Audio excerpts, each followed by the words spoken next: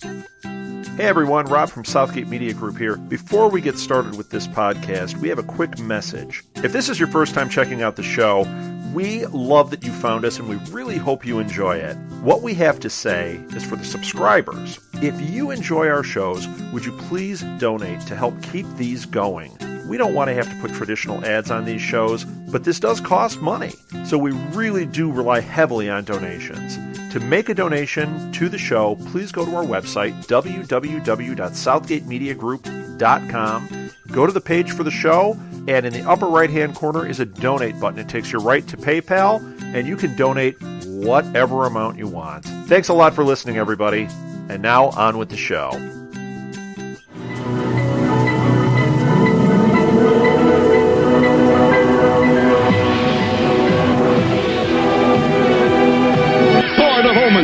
Give me sight beyond sight. Greetings, Starfighter. You are about to listen to the totally super awesome 80's Reboot Overdrive podcast. Always remember, no matter where you go, there you are. Ready, Player One. Shall we play a game? Oh. I think I missed him. Yeah, weird, isn't it? Yeah. Love to. How about global thermonuclear war? Wouldn't you prefer a good game of chess? Later, let's play global thermonuclear war. Fine. All right. On the show today, first off, I want to introduce myself. I'm Dave, and we've got Tim. Hey, everybody. Nick. Hey-o. And Matt. Greetings. And we are going to talk about just a very important topic, 1983 movies. This is kind of a continuation from a previous show that we did where we talked about the 1982 movies.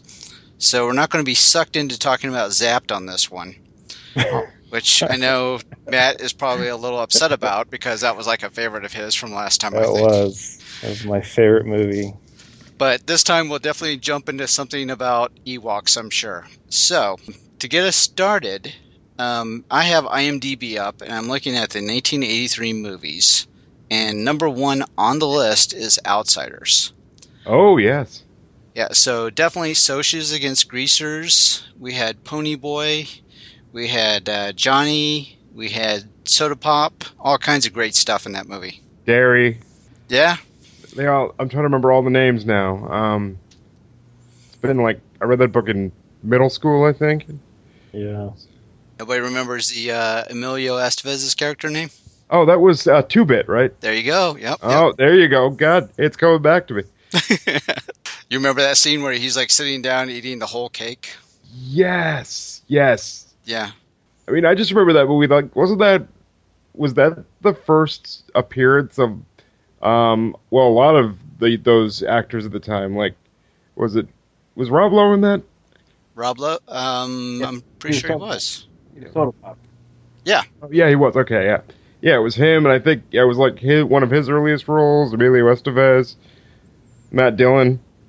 Yeah, Matt Dillon was Dallas. Yep. And Tom Cruise was Steve. Yep. Swayze was Derry. Yeah. Remember that? Yep. He's kind of their leader for the Greasers. Yep, he's the oldest brother of that family. I just keep remembering that line. We got to do it for Johnny, man. Got to do it for Johnny. No, you gotta put some oomph do it for Johnny, man. You gotta do it for Johnny. Perfect. Some real Dylan-esque emotion, man. I don't know. I remember reading that in school, then looking at the movie, and I don't know. I was a kid of the 80s and 90s, and that was obviously meant to reflect the 60s, and I guess, the themes were similar, but even though it reflected the 60s, it still was very, very 80s in execution, I think. Yeah, it was. I just remember ripping off Pony Boy's meaning for the poem. You did not, really? I did during English class. I forget what year of school it was, but I remember we were doing the analysis of that poem. Was it? Oh, geez, what's the name of the poem? Nothing Gold Can Stay. Thank you. Yes, yep, there you go. And because I had recently seen the movie, I ripped off the interpretation and I put it as, kind of classified it as myself. And then the English teacher, he was so proud that it wasn't your regular or high school answer. He like read it in front of the class. And then after the class, I felt so guilty. I came clean. I was like, I wanted to let you know I saw that in a movie. And he's like, well, no, it's still good, so you're fine. So I didn't get in trouble for it, but it was... I was going to say, apparently your English teacher did read at that point, 20-year-old book. I guess not. Jeez. That's pretty sad, actually. All right, so we're going to go from Outsiders to Return of the Jedi. Oh, of course. I'm sure you guys don't remember that one, so we might want to skip over that and go to another movie. What was that series called again? Star Worlds? I thought that was Star Trek, wasn't it? Oh, yeah, Star Trek, yeah. We're going to get hell for that one. So I forget how old we all are, but who besides me saw that in the theater? I saw that in the theater. I saw it in theater, too. I was 1. Okay. You might have seen it in the theater. My mom was not a Star Wars fan. Sadly. I mean, she probably saw it at the time, but I don't think she took a 1-year-old to the theater. No. I still remember vividly going to that particular movie. I was 12 years old, and I know everybody rips on the Ewoks now and everything, but I remember at that time, I was completely satisfied with that movie. I thought it was awesome, except for the way Boba Fett went out. Yeah, well, yeah. Everything about that movie was great. I had no problems at all with the Ewoks or the little Ewok dance at the end. I thought it was all good. Yup, no, baby. I mean, obviously, yes, I'm coming at it from a different, point in my life from when you guys did, but I saw it as a kid, too, and I liked the Ewoks. And, damn me as a Star Wars fan, damn all the heat I'm going to get. I don't mind the Ewoks. I get where people were frustrated because originally it was going to be a Wookiee rebellion, which would have been pretty awesome to see, but I don't necessarily mind the Ewoks for what they are. And you guys don't think that the Ewoks were more of just a tool to get the little kids involved? Oh, it's totally a tool. Yeah. They totally were, but it doesn't necessarily mean it's necessarily bad. The cartoon that came out afterwards, that was bad. But yeah, that was a different level. But the movie itself, no, I didn't. As a 12-year-old, I did not mind one bit. All right. Well, actually, I didn't mind the Ewoks. I was playing devil's advocate just to see what, how you guys would answer that. But, in comparison to modern day Jar Jar Binks, Ewoks are way cooler. Well, the Ewoks weren't... I mean, Jar Jar just seemed set up to be a set piece. The Ewoks had, I guess if you could call it a culture, they had kind of a reason for being there. And they didn't speak English at the time, so that helped, I bet. And they were cannibals. Yeah, oh, totally. Yeah, they were ready to eat them. They had the little song and everything. It was great. All right, Matt, back me up on this one. Ewoks have very primitive weapons fighting stormtroopers, and they win. And what's the point? How does that happen? You got laser blasters against rocks and, sticks. It only happens in Star Wars. It doesn't happen anyplace else. Well, actually, I gotta side with the haters, at least on that front. I remember the Emperor saying, "An entire legion of my best troops awaits them," and that's not a ringing endorsement, really. But they killed one Ewok. Well, yeah, they killed one Ewok, and I can't speak for you guys, but I remember when I first saw it as a kid, that I was my mouth hung open when the one Ewok tries to get up and nudging his friend. I was a sensitive little kid, so that kind of wrecked me a little bit. So we're going to go from Ewoks to Scarface. So there's not a good segue there. Logical progression, that one. They're all our little friends. Okay. Oh, there you go. Perfect. You win this one. Okay. Scarface, just outstanding Pacino movie. He was just so awesome in that, and Michelle Pfeiffer being the disinterested. Trophy. Yeah, it was just a great movie. I'm like the only person on the planet, I think, that doesn't like Scarface. Oh, really? I'd be interested to hear why. It's just way over the top and just ridiculous. The whole thing is just so darn stupid at the end of the day. I just can't stand it. Explain, Matthew. Oh, come on. Like, somebody would have a giant thing of cocaine on their desk. I thought everybody did that. I don't know. Everything I've read about the excesses of the 80s, I mean, the only thing that was unrealistic about that was sticking your face right in it and, having a sniff. I've seen specials on the big drug lords of the 80s, and it was bad to get hooked on your own product, but the excess was there from what I've read. Well, yeah, I mean, look at it like a gangster movie.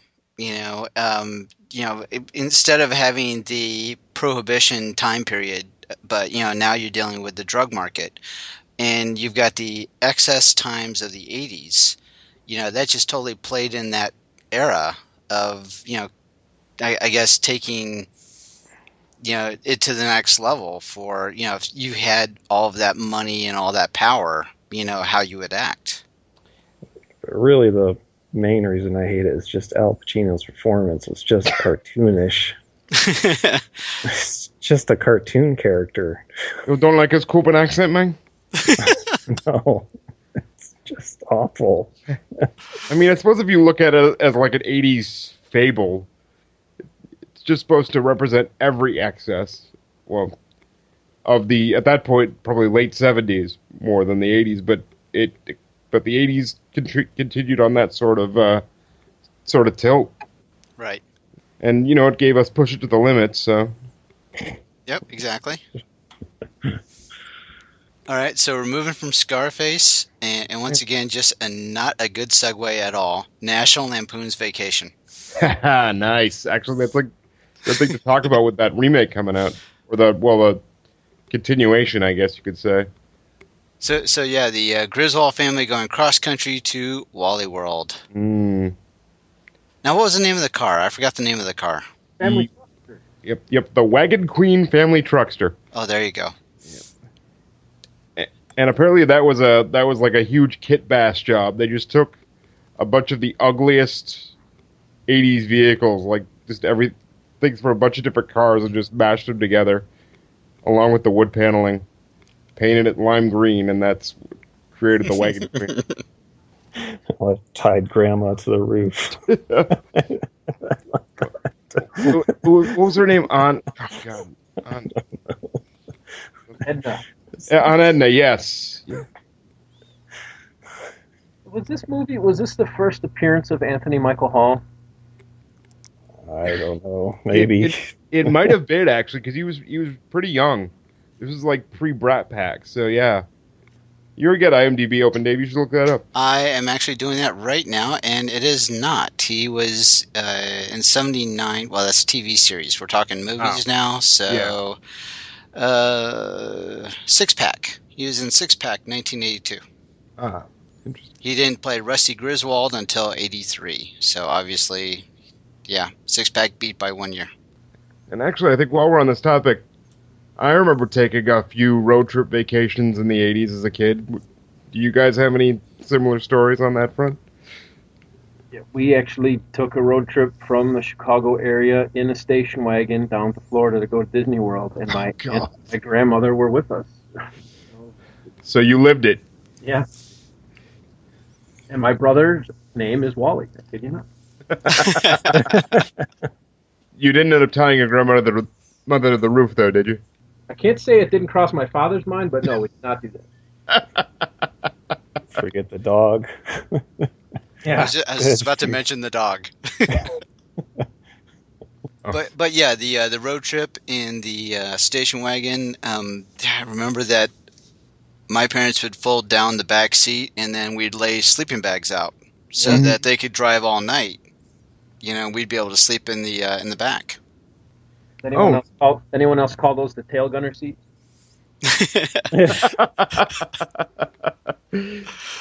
I did not, but that's great. I mean, I remember just mostly reading, and when you're a kid, those trips take forever. So when you're not sleeping, you're reading, and occasionally you hit a McDonald's. But yeah, just sitting. Nowadays, I think kids have it good. They got the TVs in the cars now. Yep. And their iPads. Yeah. Yeah, but Mad Libs. That was our thing. We're traveling across country doing Mad Libs. Mad Libs or I Spy. All those.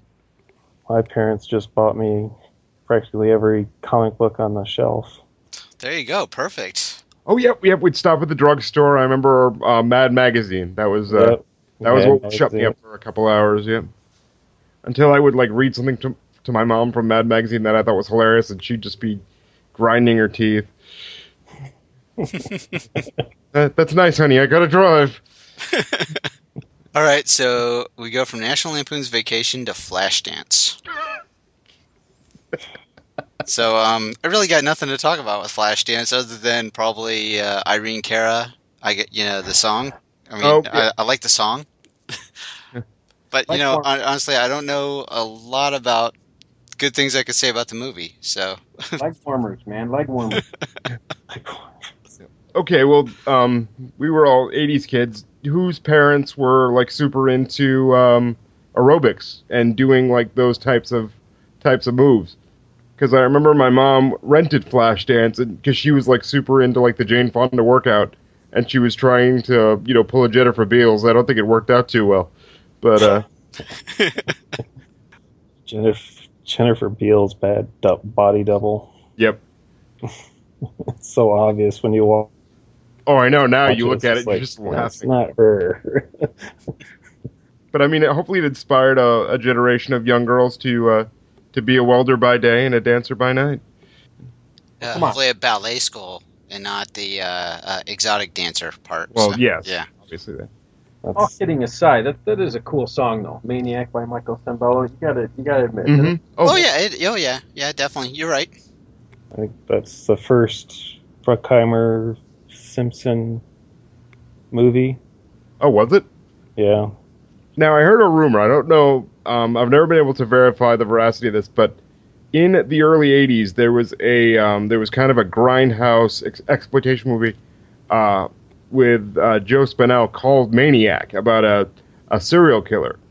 Yeah. And I read somewhere that the song Maniac was originally composed for that movie with radically different lyrics, and never got put to it. And then he decided to repurpose it for Flashdance. And, I wonder what the original lyrics were. I read something somewhere, and it sounds so out there, but I can't put it past the 80s. Instead of maniac on the floor, it was he's a maniac, that's for sure. He'll take your cat and nail it to the door. Again, it sounds awesome. So wrong, but I don't know. Listen to this. Maniac is a 1980 American exploitation slasher film. Plot focuses on a disturbed, traumatized serial killer who scalps his victims. Spinell also developed the story and stars as the lead character. Yep. Wow. Sounds like a great movie. Oh, yeah. That should be another topic. I think we have to find that somewhere. Hey, before we leave Flashdance, though, does anyone remember the old Saturday Night Live skit with Jim Belushi dressed up like Jennifer Beals, dancing around, and they even brought a chair out, and he was pounding on the chair like she did, and buckets full of water came crashing down and actually tore the wig off his head. It was hilarious. And that was just the whole point of the sketch, was that doing the exact same thing, but it happened just to be Jim Belushi. Yeah, just fat guy dancing, haha. Hilarity ensues. Sort of like in the 90s when they did Chris Farley as a Chippendale dancer. Mm-hmm. Well, I was thinking of Tommy Boy. Oh, yep. Yeah, when he was doing the scene with the water and singing the song. But no, I don't believe I ever saw the Saturday Night Live skit, but I'm definitely going to have to look that one up. There was, since I always have to try to inject music into these things, I'm pretty sure this is true, but there's at least a rumor out there that Michael Nuri's part in that movie was originally offered to Gene Simmons of Kiss, but he turned it down. Oh, really? That would have been something. Yeah. Gene Simmons, you know, all respect to the demon, but even in the 80s, not a conventionally attractive fellow. No, not really. I mean, the makeup was kind of required, right? All right, so Flashdance to Twilight Zone the movie. Oh, yep. Now, I got to be a little opinionated here. I love the old Twilight Zone series. I'll watch the reruns if they're on, and they're on Netflix. I'll catch a couple episodes. They did, I think, like they remade this episode called "Kick the Can," which is about recapturing your youth, which was nice, and that was okay. They remade Nightmare at 20,000 Feet, which originally had William Shatner in it, but then this one was John Lithgow. But then there was another one they did called "It's a Good Life," where anyone here know that story? That's the one with the little kid. Yeah, the little kid who can make anything happen, and people are terrified of him. Yeah, the original story is dark, even for Twilight Zone, and pretty bleak. And the movie tacked on a kind of a happy ending to it. And I remember watching that when I was younger, because I hadn't seen the movie. I hadn't watched a lot of the series, and I just remember being mad. You know, for me, I always feel like I'm going to get that confused with like Cat's Eye. Oh. You know, the movie, yeah, for some reason that the memories of that bleeds together. So I was waiting for you to go through the different, you know, sub stories. Oh. And I was like, okay, Kick the Can. Okay, I know which movie we're talking about now. So. and something else about the Twilight Zone movie, and I don't know if you guys know this, that was infamous for having a few actors die on set. Yep. Because of a stunt gone wrong. The airline, the helicopter crash in the Vietnam scene. Yep. They're traveling through time with the actor and the two kids. Mm-hmm. And I guess John Landis got in some serious trouble for that. Well, everybody did. Yeah. He sued the studio.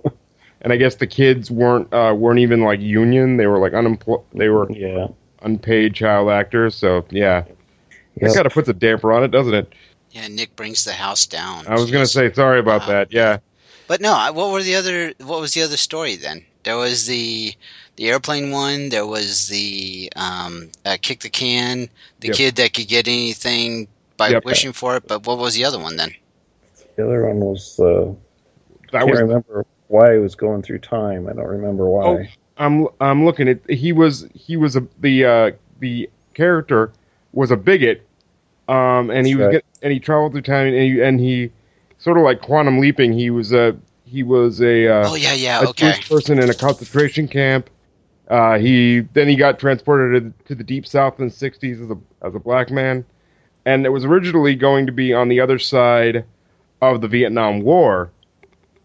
And that's when the accident happened, and they sort of had to cut the story short. Yep. Because originally, I guess he would have learned his lesson, but they didn't. They couldn't make that happen. All right, now I remember that. Okay. And don't forget Dan Aykroyd and who's the other guy in the car? Do you want to see something really scary? That wasn't Burgess Meredith, was it? No, it was no. Albert something. Why am I drawing a blank? All right, whose computer's faster? Okay. Twilight Zone, the movie. Albert Brooks. Oh. Yeah, Albert Brooks. Oh, cool. Oh, yeah, he was in that, yeah. Yep. Do you want to see something really scary? Okay, yeah, I haven't seen the framing story in that movie in a while. I always catch the times that I've seen it, it was always like already going on. For something really cool, there's the band Anthrax. They have a video for a song called "Inside Out." It's an homage to the Nightmare of 20,000 Feet bit, where the guys in the video, the guy is sitting in a plane, and out on the wing of the plane is the band Anthrax playing their song. That's awesome. Perfect. Tim's always got to throw in the music. Always. I don't mind. Yeah, it's definitely cool. All right, so we're going from Twilight Zone to Wargames. This is actually the one I've been waiting to talk to. Yeah, me too, actually. More so than Return of the Jedi for some reason. Yeah, this movie really clicked with me more than Return of the Jedi did. Yeah, I think this was the whole basis of my career.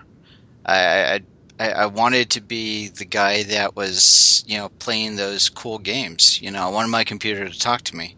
So, I was a big fan of Joshua and, trying to play global thermonuclear war, but ended up playing chess because that's all that was available. So, but yeah, definitely a cool movie. You didn't have a modem growing up, did you?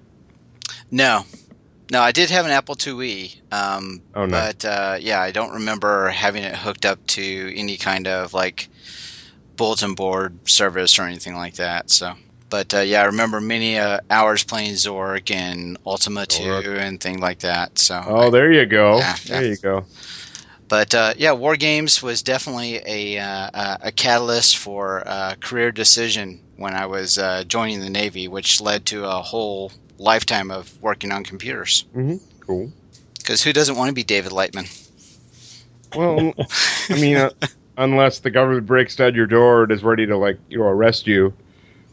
Thankfully, he was able to stop the apocalypse. But yep. So did anybody else have a crush on Ali Sheedy on that one? Well, yeah, of course, man. You hung out with crush on Ali Sheedy. Come on. Yeah. My Ali Sheedy crush was more Breakfast Club Ali Sheedy, but yeah. So Breakfast Club over Wargames. What about Ali Sheedy in Short Circuit? Oh, right, yeah. Oh, Newton Crosby, her pants are blazing. Fisher Stevens and Brownface. Oh, lovely. The 80s, such a more innocent time.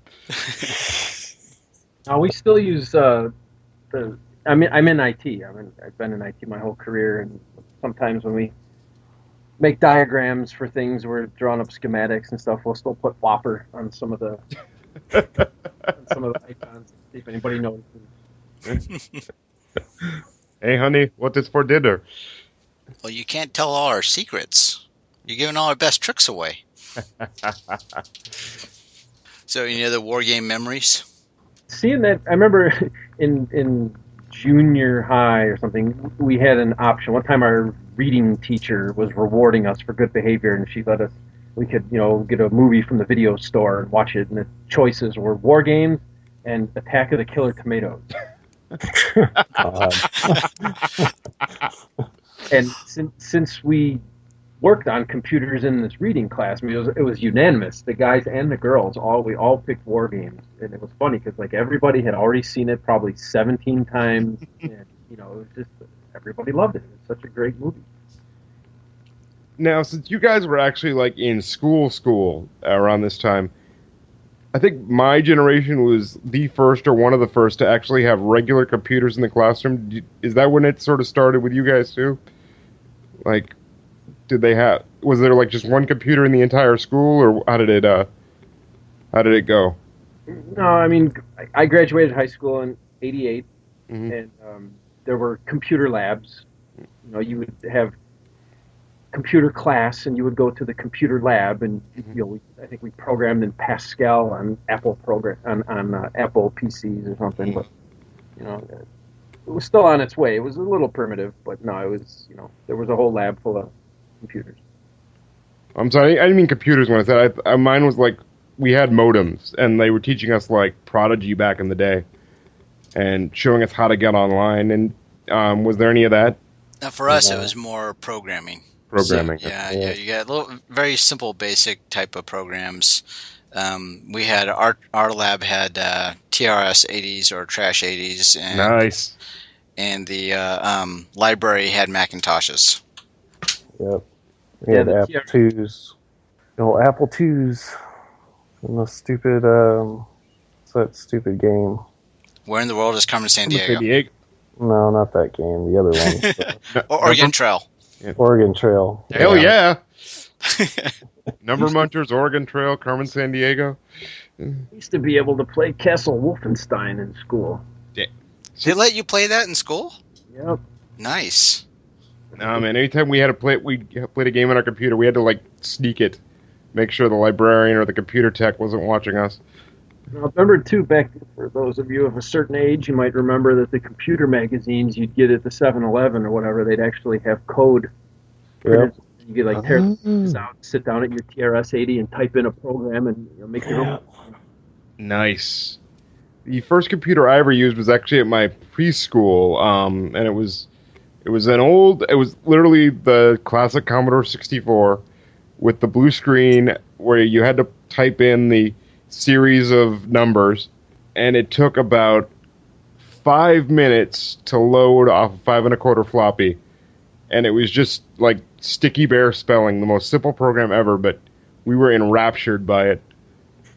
No, I mean, yeah, we also at that era, 83, 84, 85, or whatever, I don't know when the Commodore 64 first came out, it was around then, you know, my buddy had one, and I was jealous, I coveted that thing, he'd bring it over, and we'd hook up the cassette deck and load Bruce Lee off the cassette deck.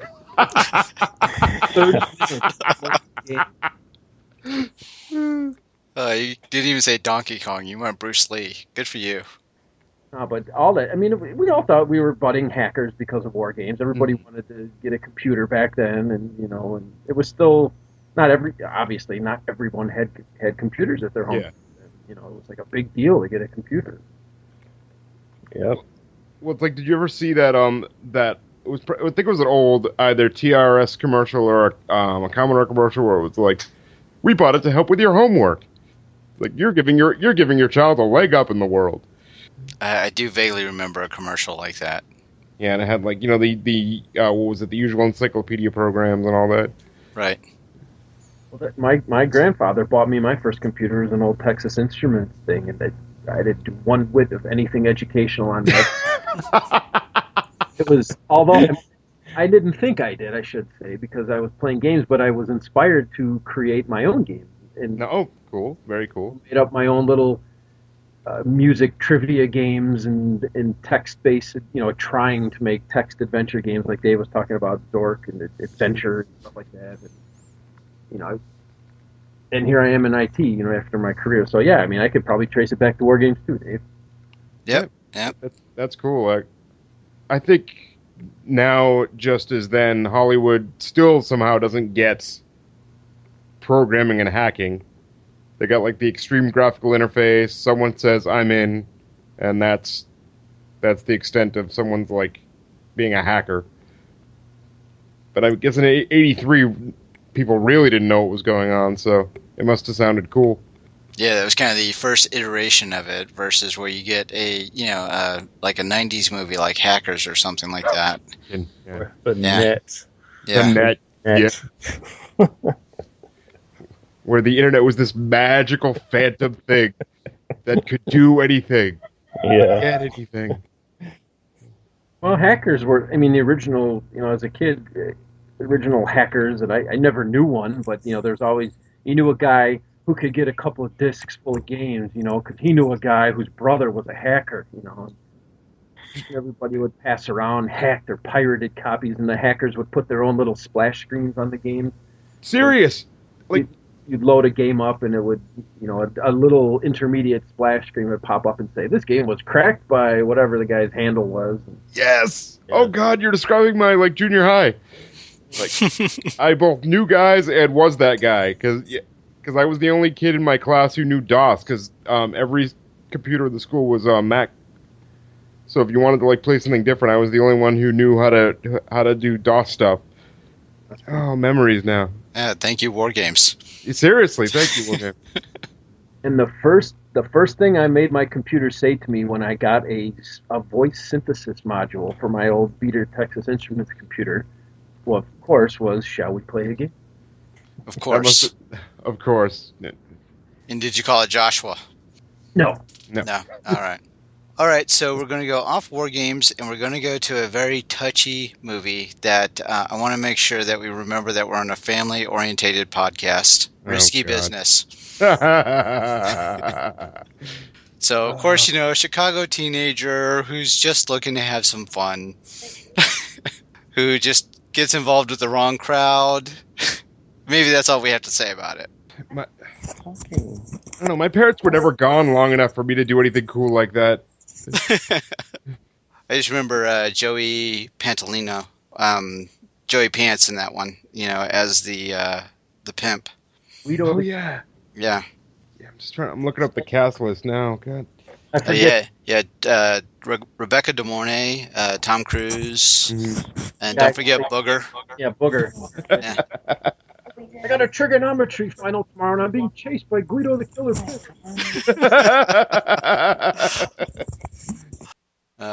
Curtis Armstrong. Thank you. I just want to make sure I get his real name in there. So did that inspire you guys anytime you were left alone for any length of time to take your pants off and dance? No. Yeah, that's unanimous. No. So we all wanted to be Matthew Broderick, but no one wanted to be Tom Cruise. Got it. I don't recall. Tom Cruise's life was pretty much out of reach for probably all of us, I imagine. Or Matthew Broderick was relatable. Right. Yeah, makes sense actually. Yeah, because we all take days off of school and just sing in a parade. Yeah. and I'm actually reading like a little mini summary of it, and then I forgot that it was set in Chicago. How many flipping 80s movies were set in Chicago? All of them. It must have been, like, was it cheap to film there? I suspect so. I suspect that there's probably something going on back then with some sort of deal with getting, cheaper to film there than Hollywood. I mean, I think with John Hughes it makes sense because I think was he from there? So yes. Maybe, yeah. Yes. So yeah. Makes sense with him, but yeah, But you're right. Risky Business wouldn't have been him. So. Yeah. So. Probably wasn't even filmed in Chicago. No, it was. There's a couple of driving scenes. There's one in particular where they go by this beautiful temple, the Baha'i Temple of Free Worship, which is in Wilmette, which is a northern suburb of Chicago. I grew up right down the street from that place, and it was pretty awesome seeing that on screen. But no, a lot of that stuff was actually filmed around the area. Oh, cool. This was the movie that gave us the prototypical Cruise face of mouth open and this big wide smile, sunglasses, just going, I know, yeah. Yeah, that was a pretty much on all the movie posters, I think. And we've never let him forget it. All right, so Risky Business to Trading Places. Oh, yes. Dan Aykroyd, Eddie Murphy. Don Amici, Ralph Bellamy. Yep. Jamie Lee Curtis had a scene in that movie, if you know what I mean. Yeah. Who doesn't forget the Jamie Lee Curtis scene? And Denham Elliott, Marcus Brody from Indiana Jones. He was the butler. Oh, yeah, that's right. Yep. Nice, man. Now, as cool as that movie was, we have to admit that what they engaged in was technically insider trading, and 80's Reboot Overdrive does not advocate misuse of the stock market. Exactly. Thank you for that public service announcement. You're very welcome. I just wanted to cover our bases before we talk about how awesome this movie is. Yeah. So what was that? They made was it a dollar bet? Yep. If I remember that right? Yeah. Yep. The nature versus nurture debate. Yep. If someone can be taken off the street and made into a gentleman. I don't know, like that movie. I don't even know how to describe it. It's just got so many good elements to it. Can anyone put it into better words than I can? Well, I mean, just the premise around, like Eddie Valentine. He started to get more appreciation for things that he started getting in his life. Like for instance, that scene where he had like his, so-called friends come and they were like trashing his house. Mm-hmm. Then all of a sudden he's like getting mad with them because, he may have been that way before, but now he's kind of evolved and now appreciates things, because he knows what life was like without it. So yeah, there's some interesting lessons there, that kind of relate as the characters evolve into their new, lifestyle that they got forced into. But it's like one of those movies that are just so like eminently quotable. They're just, you just think of between that and the sort of semi-follow-up Coming to America. I mean, just you could think of even now just quotes from it. When Jamie Lee Curtis is dressed in the lederhosen. Oh yeah. And they're on the train, and Denim Elliott's in the priest costume. She's in the lederhosen. They're trying to get the frozen concentrated orange juice report. It's amazing how much detail you remember. It's a funny movie, dude. And and just the beginning when the Dukes are waking up and they're just everything is completely in sync, and they've got like all those like I guess footmen greeting them. And they get the old style limo. And yeah, I'm sounding like a complete idiot trying to describe it, but it's just one of those so quotable 80s movies that I'll watch even in the middle of a house fire. like everything could be burning down around me, I could be running, and if that came on the TV, I'd just be like, I got a few minutes. That's a good point. Yeah, it is one of those that as you're channel surfing and you see that when you tend to stop and see where it's at and maybe watch it just a little bit longer than you intended. So Trading Places. Now, number 10 on IMDb is Terms of Endearment. I don't know if we really need to cover that one or not. What's number 11? Yep, that's what I'm willing to go there. I'm willing to go past Terms of Endearment to number 11 if you guys are. What's number 11? 80.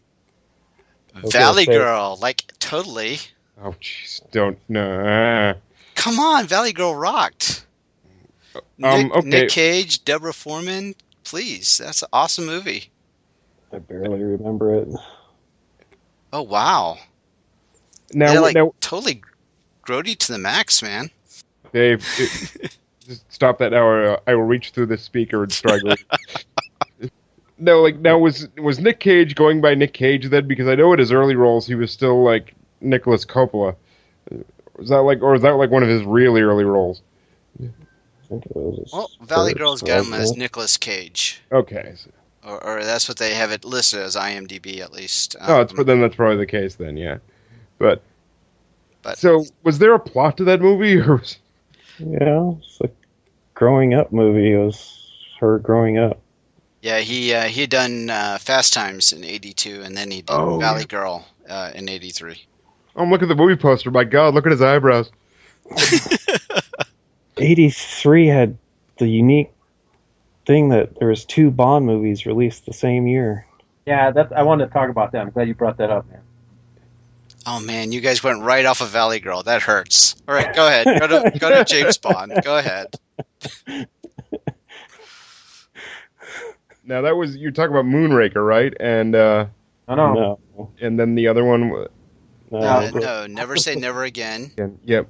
Yeah, Octopussy was the official one. Oh, Octopussy, yep. With Roger Moore, and then Sean Connery came back for Never Say Never Again with Barbara Carrera.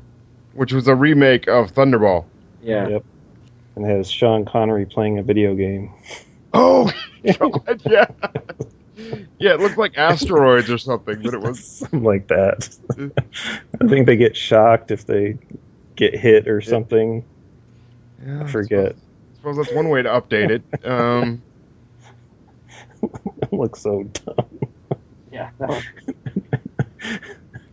I mean, the 80s weren't exactly a kind decade for Bond movies, but did you guys...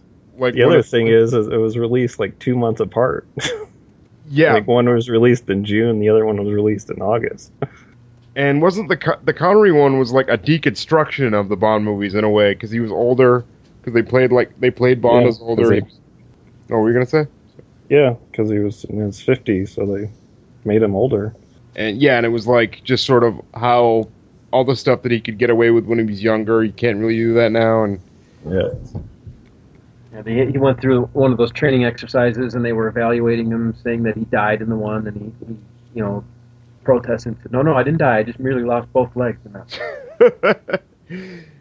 So, like, it does have Kim Basinger in it. Yes, she played Domino, right? Mm-hmm. Yeah. And I don't really remember too much about Octopussy other than Maud Adams was fabulous. Yeah, I think that's really all you need to really remember about Octopussy, and well, that and the name. Yeah, the 80s weren't exactly great in terms of like cool, fun James Bond type movies. I rather liked the Roger Moore James Bond movies. Actually, I did too. I think that's Roger Moore is more in line with what was in the books, if you read the books. Well, yeah. And okay, I'll freely admit that A View to a Kill is kind of a guilty pleasure of mine. I always liked For Your Eyes Only. That was a good one. Yeah. That fit more in the sort of the classic mold. Like, I think Never Say Never Again, Moonraker, A View to a Kill, they were very much rooted in the 80s. Yeah. But Moonraker's just... that was just bad. Well, that was made to sort of cash in on, I think Empire Strikes Back had come out. That was in 80, right? I don't remember. Yeah, that's why they used lasers and space and Jaws. So now we also had two Stephen King movies in 83. Ooh. We had Cujo and Christine. Christine. Yeah. So we had the killer car and the killer dog. I remember Cujo scaring the hell out of me. Well, yeah, of course. Like anyone in the neighborhood who had a big dog like Cujo, you were like suddenly afraid to go near him, even if he was like the friendliest dog ever. Yeah, I think St. Bernard maybe? Yeah, Cujo was St. Bernard, yeah. We actually had a St. Bernard in our neighborhood too, so it played right into it. So he became Cujo? Well, that became a catchphrase. I mean, anytime there was like a crazy dog barking or something, it was, that's Cujo, man, Cujo. Yep. I'm just thinking like how short the movie would be now, in the era of cell phones, because that was the big tension is that, oh my God, they're trapped in the car, crazy rabid dog, nowhere to go, my kids, needs insulin. How do I get in touch with anyone? Yeah, now the movie would last about 20 minutes. Not even 20 minutes. Yeah, I was going to say, in about the time it took Animal Control to get there. That's how long the movie would go. Now the mom would have a gun in the glove compartment and just shoot the dog. So, in a way, Christine is actually the scarier movie because we still haven't figured out a defense against possessed cars. Exactly. I thought Christine was much more scarier than Cujo. In all seriousness, though, why'd you think that? Like, what scared you about that? The inanimate object thing going around killing people scared me more than the rabid dog. Because at least you could put the dog down, That's a good point. With the car, you can't. Like, how do you stop the stupid car? Well, yeah, remember like when they crushed it and it starts like reforming? Yeah. And then it sort of possessed the kid, right? The one who was the driver. Yeah. And he began to go like suicidal. Yeah, Arnie. Yep. Arnie. What was the name of the crazy mechanic guy? Like the crazy bum fella in that. I was actually more concerned. I was looking at the car, like the what car type it was in the year. You guys know that one? That was It was a 1957 red Plymouth Fury. Yep. Okay. Yep. Well, it's all there in the name. I mean, come on, Fury. Yeah, that's true. The 80s was also a very strange decade for Stephen King movies, which I'm sure we'll get into in greater detail later. Well, there's another Stephen King movie in the 83 too. Was Dead Zone. Oh, yeah. Oh, that was him. Yeah, I forgot that was Stephen King.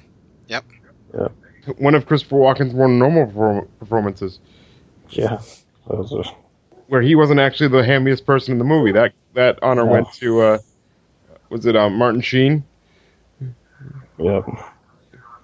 Oh, yeah, that's one where he had the vision of Martin Sheen as the presidential candidate holding a baby up to defend himself from a sniper or something. Yep.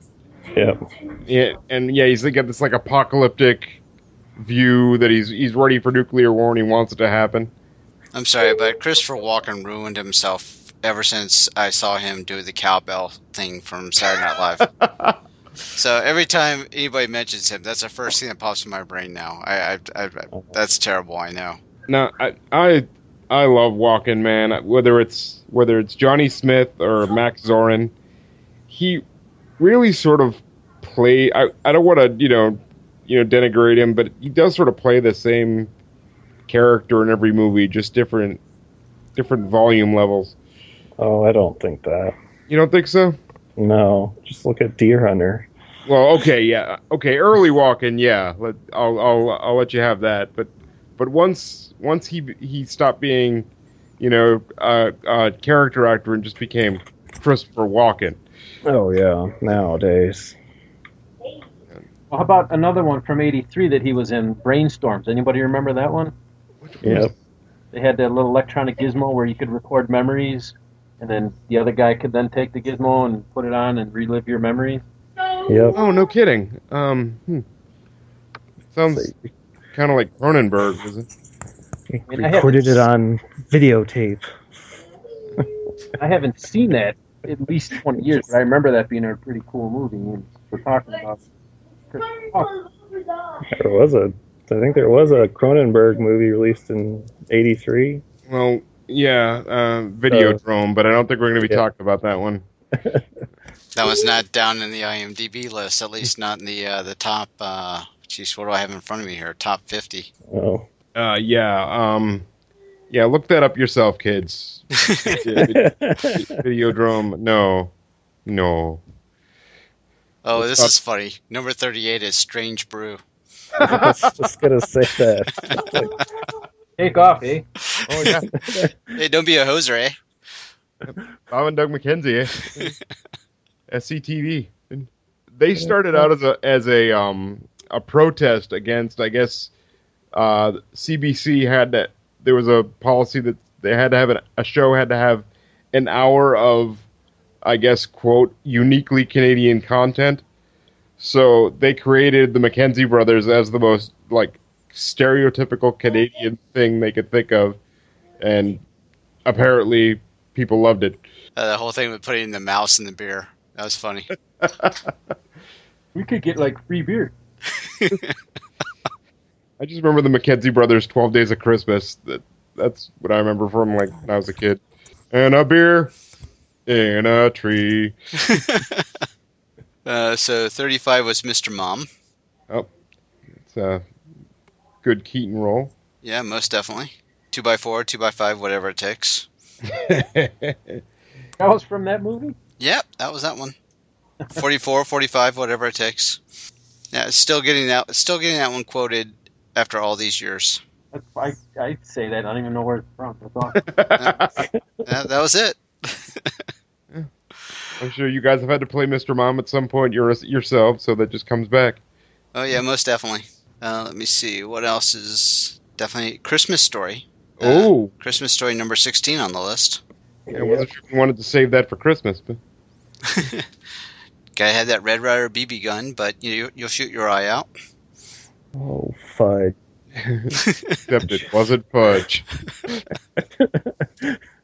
I still occasionally, if I'm at my job and I know that I'm like meeting with a client and I need to sort of keep myself together, I find myself saying F dash dash dash. Drink your Ovaltine. Son of a... There's so many little things. I mean, we've all seen that movie a million times. They do the marathons every year, Christmas time or whatever. But there's so many awesome little parts in that movie. I just love when the mom wraps, what is it, Randy up in all the layers of clothes. You put my arms down. It's just awesome. Or what about it's a major award? Fragility. Leg lamp. Fragile. It's Italian. I think it's fragile too. Yeah, Darren McGavin, man, that was a great role, and I guess Jack Nicholson wanted so badly to play the old man. He said he was willing to take a pay cut, but they didn't want his star power to, I guess, overwhelm the movie. But I can't think of anyone. I can't, as much as I love Nicholson, I can't picture him in that role. I did not know that he was trying for that, but that's awesome. Yeah, I guess he liked the original short stories, the Gene Shepard short stories that was all based off of. So, but yeah, he wanted to play the old man, but no, I can't see anyone other than Darren McGavin doing that. Wait, don't anybody move. A fuse is out. All right, so any reason to bring up number 12, which is The Big Chill? That's beyond all our generation, man. All right, okay. That's I guess 80's on Wii. The 30-year-old set in the 80s, I guess. But so we spent a lot of time then talking about Superman 3. Yes, of course. Nothing would make me happier than talking about Superman 3. The one with the half cent. Right? I do love the opening sequence of Superman 3, though. That's my favorite. Oh, when everyone's getting in trouble. In film. A little, like, everything's going wrong and everybody's... Yep. And somehow the crosswalk sign fights with each other. All right, let's not talk about Superman 3 more than we talked about Valley Girl. All right. Well, at least people remember Superman 3 for better or worse. Ouch. I know. I'm sorry. That's all right. Just how underutilized was Richard Pryor in that movie? Oh God. He was in the poster, being carried away by Superman. No, it's just so bizarre. Then at the very end, when the computer grabs the henchwoman and turns her into a cyborg, totally randomly. Does anybody remember what the evil plot was? I do not. I just remember there was like a good Superman and a bad Superman. Well, yeah, it was the synthetic kryptonite. The evil plot was Richard Pryor was a computer programmer and he was stealing like half a cent or something from people's bank accounts. Yep, salami slicing, and then the bad guy, the not Lex Luthor, caught him and forced him to create a thing that could kill Superman. Yeah, like you do. Which also became the plot for Office Space. That's pretty much the only reason I give Superman 3 a pass, because it gave us part of Office Space. Well, the only other one that I wanted to make sure that we get just out there is Krull. Yes. Cool. Yeah, just the fantasy sci-fi, just wonderful movie. Who here owned a glaive? Who wanted one? Well, all of us wanted a glaive. I still want a glaive. I statted one up for my Dungeons and Dragons game I was running at the time. No, really? Yeah. Awesome. That's pretty cool. I probably still have the paper here in my archive. Well, wasn't Krull supposed to be a D&D movie, and then they, lost the license? I don't know.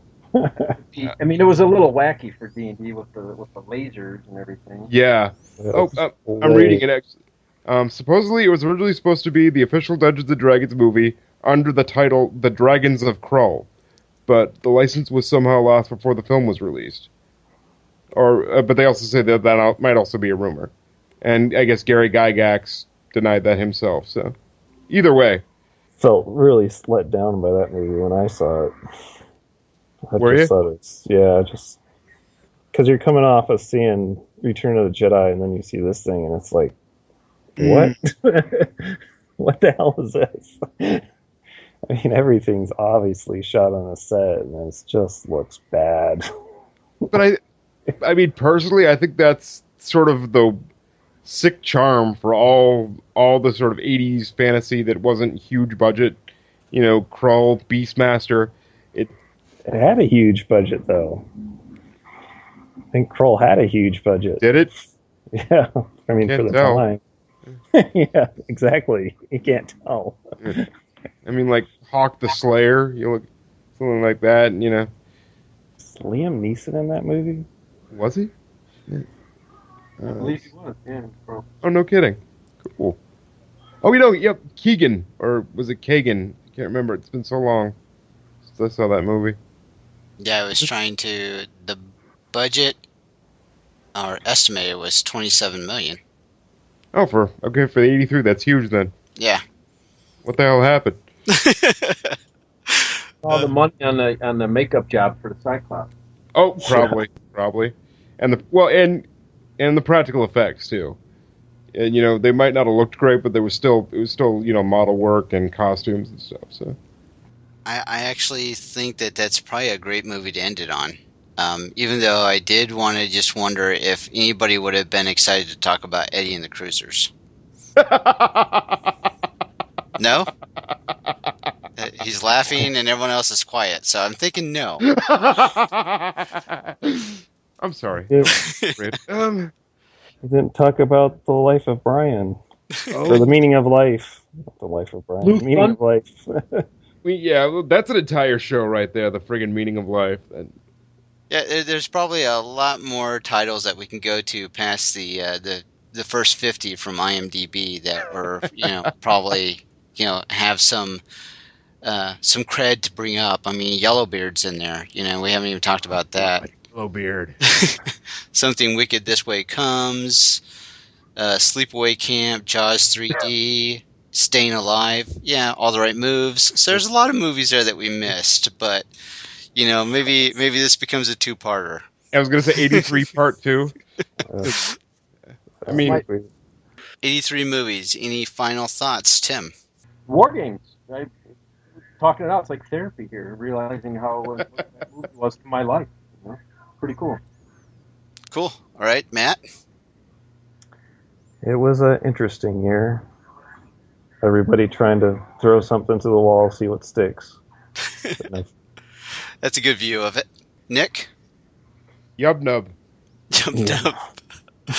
All right, well, I'm going to end it with, you guys don't be a hoser, eh? Oh, sure. I'm just going to go get a beer, eh? Yeah. Exactly. Take off. All right, well, cool, guys. Thanks. All right. We hope you've enjoyed this show.